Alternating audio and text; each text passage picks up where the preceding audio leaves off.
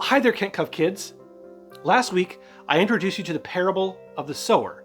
Remember, a parable is a story that makes you stop and think, ask those wonder and why questions, and discover the hidden meaning that Jesus wanted people to understand.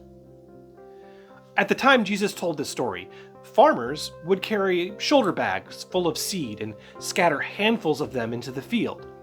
They would walk along hard, packed paths of dirt as they sowed seeds into good soil that they had plowed and prepared for planting.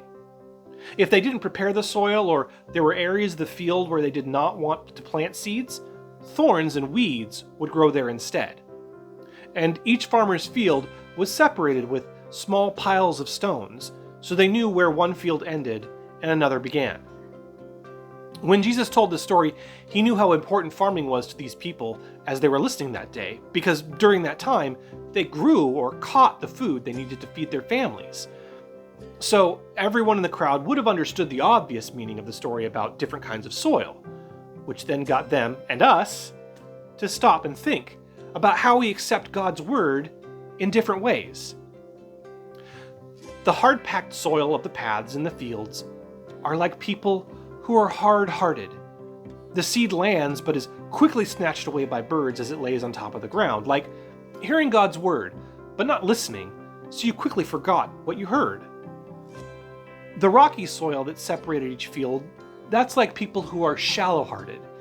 The seed grows pretty quickly, but because its roots are shallow and the rocks keep the roots from growing, the plants wilt in the sun and they don't last. This is like when someone is really excited to learn about Jesus, but as soon as something difficult happens in their life, they give up on their faith and they're no longer excited. The weed-choked, thorny soil, well, that's like people who are half-hearted. Here, the seed quickly starts growing, but as it grows, the thick weeds take over and the good seed dies. Like when someone doesn't live in a way that puts God first, so many other things crowd in. That faith never grows strong, and their relationship with God isn't all that it could be. Now, the good, well-prepared soil, that's like those who are wholehearted.